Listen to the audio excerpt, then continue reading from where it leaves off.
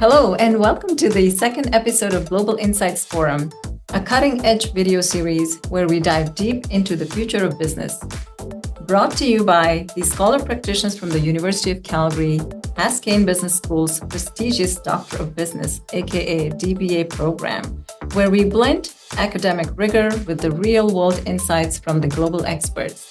So, let's kick off this episode and jump into discussing about the ever-evolving world of artificial intelligence, its growing influence across industries, and how it's reshaping our personal and professional lives. I'm your host, Rekha Gadhia, and this week, we are diving headfirst into the fascinating world of artificial intelligence with our episode, AI and I, Reshaping Our Reality. Today, I'm joined by two fantastic guests who bring unique perspectives on the topic. First, please join me in welcoming Dr. Mohammad Keyhani, a no-code entrepreneur, no-code fellow, and an associate professor at the University of Calgary's Haskayne School of Business. And next, we have Anirudh Kumar on Zoom, a business technology and strategy leader who's currently pursuing the Doctor of Business Program Administration at Haskayne and is researching on the dynamic capabilities of strategy in this era of artificial intelligence. Together with these two amazing experts, we'll explore the promises and challenges of AI as it continues to reshape industries, impact decision-making, and redefine our day-to-day experiences. As AI continues to evolve, people are feeling a mix of emotions. I certainly am. Some are curious and excited, while others are more anxious and even fearful about the potential implications. So let's start with the broader question. What is the general sentiment about AI? Are people optimistic about its potential, or is there more skepticism about its impact? Or maybe some of us are somewhere in between. So, Dr. Keyhani, I would love to hear your thoughts on this. Thank you. Thank you for inviting me on this podcast. I love this initiative, and I'm happy to discuss an area that I've been very excited about the past couple of years, which is generative AI in particular. And the feelings that it's bringing to people, lots of anxiety, fear, definitely, but also optimism, amazement, wow. Lots of magical moments that people are having with this technology when they realize what it's capable of and how it can make their life easier. I would say both sides to an extreme that we haven't seen before with AI are in front of us. A couple of examples of things that have made us really scared in the past couple of years. There was an accountant or financial manager in a company who joined a Zoom call and saw his boss and other employees there. And in the Zoom call, he was asked to move some money between accounts and move some money to a specific account that he wasn't familiar with. I think this happened in China. And they ended up moving millions of dollars worth of money later to realize that almost everyone in that Zoom call was fake. Oh, wow. Another case where parents got a call from their son asking for money to be deposited into an account and they needed help, and they ended up doing it. They were realizing that their son's voice was faked with AI. Another big thing that has been a disappointment with AI is how much computational resources it needs, which means that it needs a lot of energy. And it seems that basically global leaders are pretty much giving up on carbon emission targets that were set before, realizing that they cannot feed the AI giant without violating those targets. So those are some things to be scared about. And I'm worried about those things as well. But the positive side of things is amazing as well.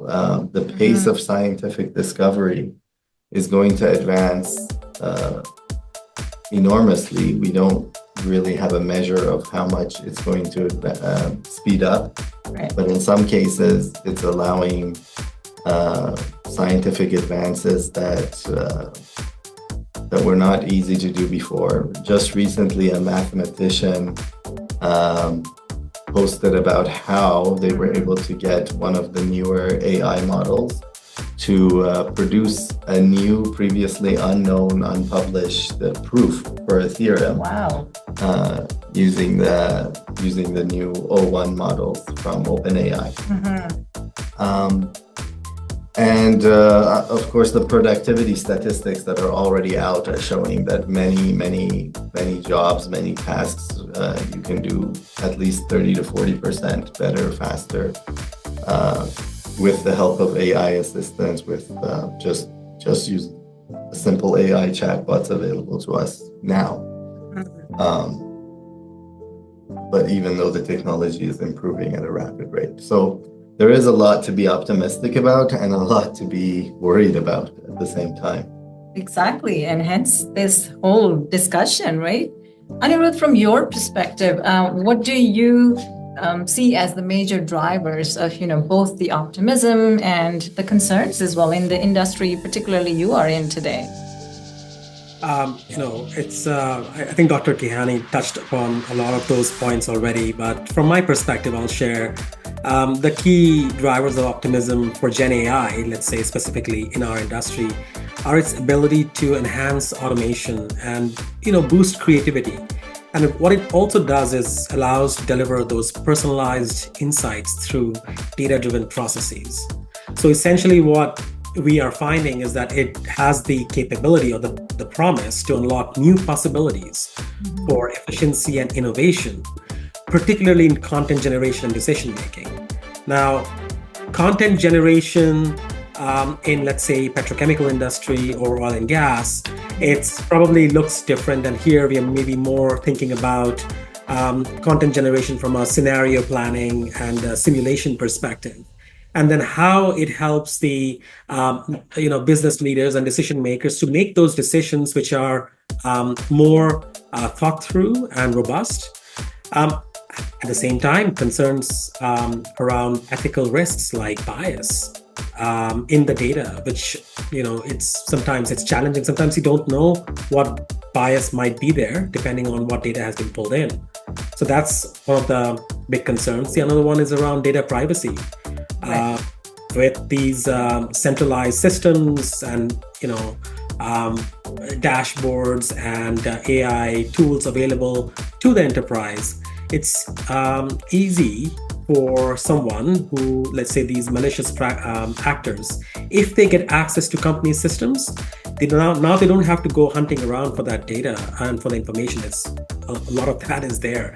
So that brings concerns around cybersecurity, and that's where companies are focusing on. And then the potential misuse of AI for misinformation, as Dr. Keyhani, gave some really good examples there. Another one I would mention is, and it's out there in popular culture, is the growing anxiety around job displacement and the widening skill gaps.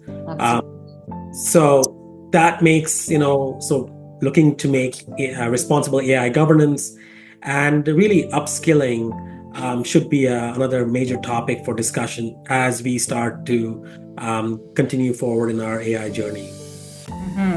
Yeah, no, thank you. Both of you hit some great points, and I definitely feel like the balance between that optimism and then also the caution is extremely important in current times for sure. So maybe let's start by exploring a little bit, some of these perspectives in a little bit more detail. So first, maybe I want to ask you what excites you most about the current advancements in generative AI, and maybe Dr. Keyhani, we can start with you. Oh man, I think one of the fastest growing applications for generative AI has been coding, how it helps software developers improve their productivity, make things better, make things faster. And you see it in how much faster some companies are starting to ship new features and improve their products. But outside the world of regular software developers, I think one of the things that it does is democratize software development for the rest of us in a way. I've been able to make software myself for purposes in my own organization as a university employee in ways that I couldn't have before. And this is a phenomenon that I was studying earlier, known as citizen development, which was empowered by no-code tools. But now generative AI is allowing you to do it with code tools, with opening that up to non-programmers to be able to make software tools for themselves. And in the process, you actually learn programming when ChatGPT or Cloud or another one of these AIs is helping you write software programs. Going through that, reviewing that, seeing what the AI is doing actually helps you learn a little bit. And Right. I find that a very educational experience. Your excitement made me excited for sure. So, Anirudh, what excites you about the generative AI space that we are in currently? For me, at a personal level, I think its potential to revolutionize creativity and problem solving. Personally, Gen AI's ability to generate content, whether it is text, images, music, or code, opens up endless possibilities for innovation across industries, and it's a truly disruptive force. So when I think of it from the work aspect, I think it can supercharge productivity by handling complex tasks faster than humans can. So that allows us to focus on strategic thinking and the creative work. So to me, at the same time, it's game-changing and transforming how we engage with customers and products and services in ways we have never seen before. Absolutely. You both again make some great points. It's incredible how much this AI is, pushing the boundaries and transforming things and, change making, as you said, game changing.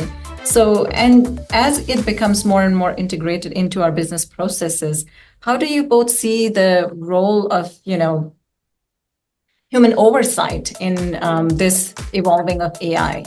Maybe, Anirudh, I can start with you. Like, at this time, how do you see in your area of work? So I feel that human oversight will remain crucial as generative AI becomes more integrated into business processes.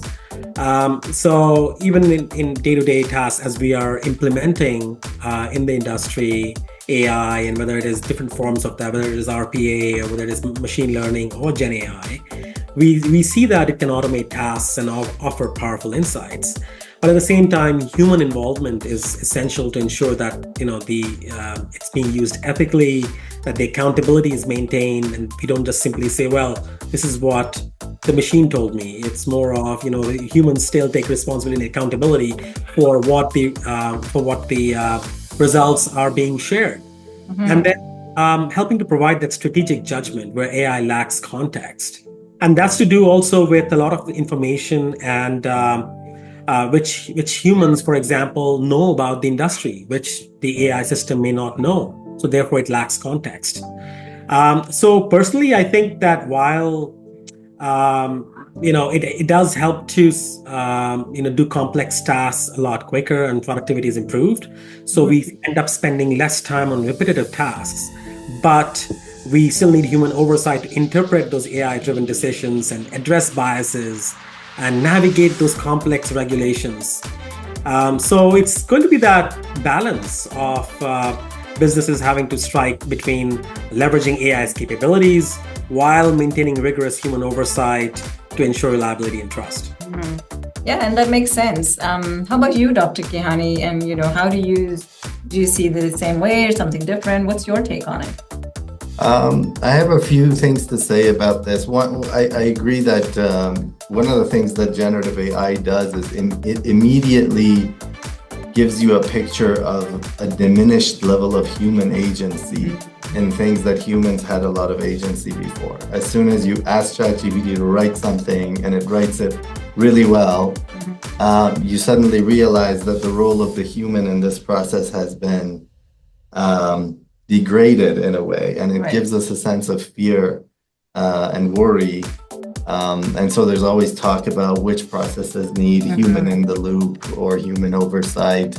And there's definitely ways to do that. In my classes, I tell students that if you submit writing to me, you have taken responsibility for it. And I don't care if it was generated by AI.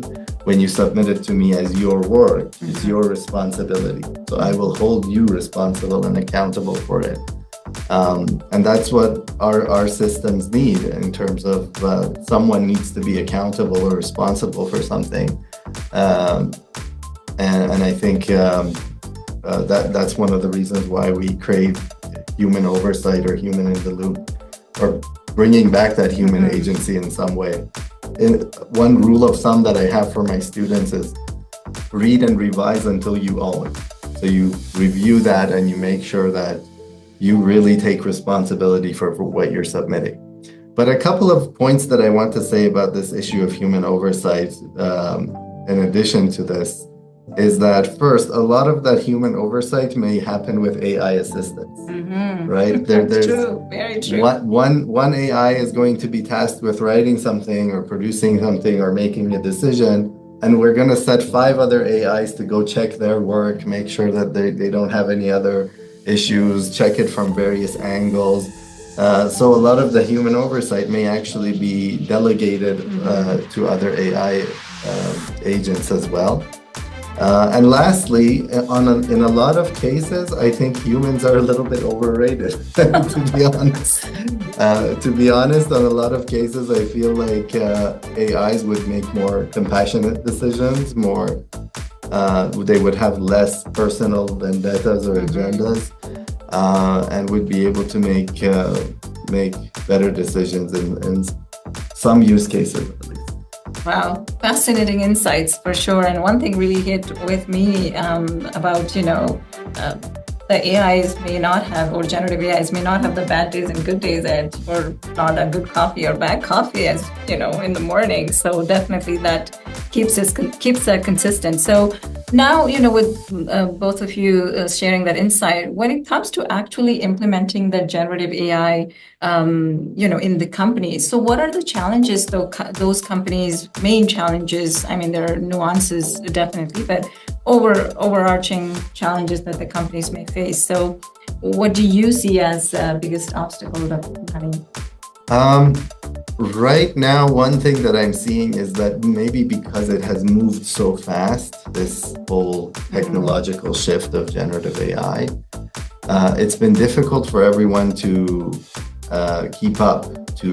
Maybe there's a certain basic level of training that I think everyone needs that is right now not there, and so we are seeing a lot of confusion happening. Right. People not being sure exactly how these AIs work, what their weaknesses are, what their strengths are.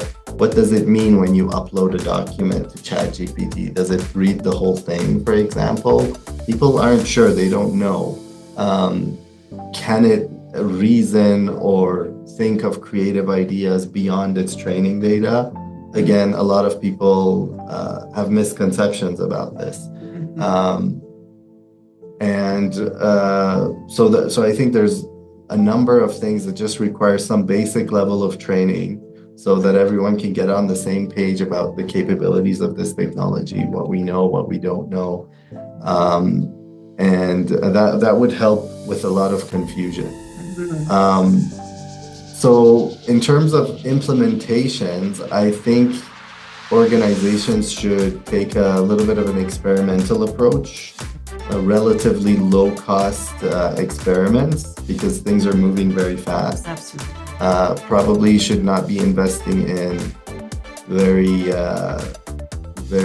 high-scale implementations of AI unless they are absolutely sure, and they've done the testing, that it results in more value created than the cost, and that would justify the cost. So, for example, Klarna, the company that allows you to pay in installments on Shopify or Airbnb, released this announcement saying how many hundreds of hours of customer service work is now being done by AI. So a relatively narrow use case, but saving them millions of dollars. I guess that would be worth spending millions on. Or Amazon recently announced that just the process of changing the language or the coding language of some of their code to a different language has been saving them millions of dollars worth of developer hours. And so that sort of use case may be worth investing more if you see very early on that, yes, this one thing will add a lot of value. Yeah, absolutely great points. Anything you'd like to add, Anirudh? I mean, I totally agree with Dr. Keyhani there. In fact, I would say that as we, in terms of the challenges which we are seeing, AI models require vast amounts of clean and unbiased data, and managing the data can be difficult. So data infrastructure needs to be quite mature and well thought through. And to Dr. Keyhani's point, I think it's always about looking at the value proposition and not going after the shiny objects, because a lot of this can be very exciting and there's a lot of promise behind it. But is it truly adding value, and where is it adding value, and how it can add value? I think this is where we face, in the industry, oftentimes it's challenging. And then trying to fit it all into the current workflows and legacy systems can be fairly complex and expensive. And to Dr. Keyhani's point also, I mean, I think where he said that, adopt an experimental approach, right? And be prepared to fail fast, fail often, so that you quickly find out what works and what doesn't. I think that's really important before you commit a whole lot of resources to it, and then you come back out saying, well, it didn't work. But oftentimes it is about where exactly I'm looking to implement, where is the value, and then going after it. And also, I think the challenge as well is the skills gap. So it's not, and Dr. Keyhani, I think, mentioned in the previous, just now mentioned about, a basic level of training. So people almost intuitively need to understand the technology. They need to have a basic level of familiarity of what it can do, so that they are more comfortable with trying to come up with their own ways on how to integrate this in the workflows and make it work for them, versus the fear factor of, well, and I have encountered this quite often, is, well, if we automate this, then, what my job will be gone, right? But we need to start thinking about it differently. So how do we shift the culture and our mindset collectively so that we think about AI more as helping us versus replacing us? Yeah, no, great points. And that, makes me think of a discussion that I was having with someone around, when computers came, this is what everyone was thinking. But now look today, computer, everyone even a child is using computer to do their own learning. So in, future, maybe this is our day-to-day reality. So, but again, in all of these, there is one big thing about, the regulations that comes to mind, because a lot of people are skeptical because of the fact that, every industry feels like they need to keep an eye on the regulation. So now I'm curious, like in both of your opinions, like which industries are currently underutilizing generative AI and what opportunities are they missing out on? Maybe, Anirudh, do you want to continue that? Sure. So maybe I'll say that from my perspective, industries like manufacturing and oil and gas, petrochemicals, I think generative AI itself is currently underutilized. I think the other forms of AI in terms of integrating with the IoT technologies and so forth is coming in, but generative AI, I think these sectors could benefit from this AI-driven optimization in areas like predictive maintenance, where generative models can forecast equipment failures and reduce downtimes. I think we are already seeing digital twins come out in quite a big way. But at the same time, AI can also streamline complex supply chain logistics, which maybe in these industries look different from maybe what Amazon or Microsoft might be facing. So how to then improve energy efficiency by analyzing large data sets, Even in design and engineering, I think Gen AI could enhance the innovation, product innovation by creating those optimized models quicker than traditional methods. So I think that by not fully leveraging AI, these industries are missing out on those significant cost savings, efficiency, and innovation. But at the same time, on the flip side, there is also these industries are quite regulated. So on the engineering side, you have to make sure that you follow the regulations, and there are lots of safety regulations. So there is a lot of information and data which AI has to ingest, and at the same time, a very high level of accuracy is also needed. So yeah, I guess it's underutilized, but also there's a reason. And that's what we're trying to find is how to move over those challenges and really truly realize its potential. I'm curious, Dr. Keyhani, what your thoughts are. I think it's almost underutilized in every industry. There is so much potential that this technology has that is not being properly utilized. Even in software, that's probably the leader in applying the technology, I feel like there's still underutilization going on. People haven't adjusted to the new workflows possible with the new technology. Of course, in some industries that are traditionally slower and highly regulated, like maybe education or healthcare, the underutilization is more severe. But I think almost every industry right now is not caught up to the possibilities that this technology already offers, let alone the advances that are happening every day. Yeah, no, these are great examples. And my work experience in the nonprofit sector, definitely, there is that comparison of the cost versus the effectiveness and, how can they be leveraged. These are all great examples, and I can see a lot of potential there as well. So now for our last question, let's go a little bit deeper. So which industries do you think are best positioned to benefit from the generative AI? And how do you see it reshaping the decision-making processes, particularly in the sectors that demand more of accuracy and strategic foresight? So maybe we can continue with you, Dr. Keyhani. Yeah, so I think, well, software especially because it's very well linked to the capabilities of AI, and because the AI companies are themselves software companies, they always understand their own problems better and are able to incorporate features in their technology that addresses their own problems. But I think creative industries are going to see a major shift with AI image generators, video generators, the way that it's going to allow, again, democratize the possibility of making art and videos and images for a much more vast group of people than was possible before. In terms of the value added, I think, and other people have pointed this out too, that education and healthcare are going to be two areas where there's going to be a lot of value added from AI. And especially because it helps us overcome some of the bottlenecks that exist in those industries around number of teachers, number of healthcare workers, number of doctors that have always been bottlenecks. But another area that I'm very excited about is how it's going to change the nature of scientific progress, the nature of research, the nature of scientific discovery, because then that acts as a foundation for everything else. Absolutely. Anirudh, your take on that?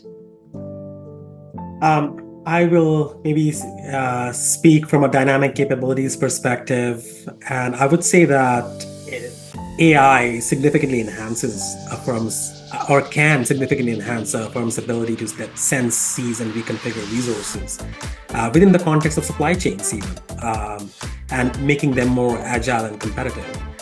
At the same time, I also think that more attention and focus needs to go into developing those custom Gen AI models, which can actually do it. So right now, there are lots of options for companies, but at the same time, sometimes firms need to understand exactly what they need to Dr. Keyhani's previous points, right? And using that, they need to strengthen certain aspects of their own firm's perspectives, right? So how they're sensing opportunities and risks, and how are they able to better sense shifts in market demand or supply chain disruptions or emerging risks by analyzing vast amounts of data in real time. And I think that's where the opportunity really lies. And at the same time, with the ability of AI-driven insights, how companies can then seize those opportunities better, whether it is by optimizing inventory management or adjusting production schedules or sourcing materials from alternative suppliers. So I think AI enhances all three aspects, even including, let's say, reconfiguring resources. So looking at maybe dynamic reconfiguration of supply chain or rerouting logistics, reallocating production capacity or shifting supplier relationships. So personally, I think by leveraging AI, companies can enhance these dynamic capabilities, ultimately leading to a more responsive, resilient, and strategically agile supply chain, especially in this current environment, which I would classify as, arguably a VUCA environment, which is volatile, uncertain, complex, and ambiguous. And this is where AI technologies can really shine. It's all about how we implement it in a very thoughtful manner in the right areas to really unlock those capabilities. Mm-hmm. No, thank you both for great insights. And I'm always curious about, you touched upon a lot of the business side, the industry side, but then also there is the social side. So maybe in the future episodes, we will really start to, scratch the surface on how that is going to impact the nonprofits and the social serving agencies and, whatnot. So to support move the needle in the right direction when it comes to solving the social issues like gender-based violence and so many more issues. Well, thank you both. This is truly a powerful vision of the future. You both kind of, created and clarified lots of, answers in terms of the fear, the anxiety, being skeptical and whatnot. So it's clear to me, at least, that, that AI is going to continue reshaping our industries and, but with both human oversight and technology, both playing a key role together. So thank you both, Dr. Keyhani and Anirudh, for sharing your valuable insights today. And it was really a pleasure. Thank you, Rekha. You were a wonderful host. Thank you for organizing this and having us on this podcast. Thank you for having me. And, always wonderful listening to Dr. Keyhani and Rekha. I'm looking forward to talking about AI on social aspects, as well as we have so many folks from our cohort, and we will have more conversations ongoing on AI and other interesting topics.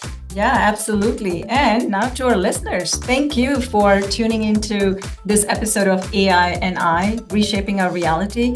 Stay curious, stay informed, and we'll see you next time as we continue to explore the fascinating world of artificial intelligence. So don't forget to follow us though on our LinkedIn group, Global Insights Forum from the Lens of a DBA. You can just search on LinkedIn and you can find us.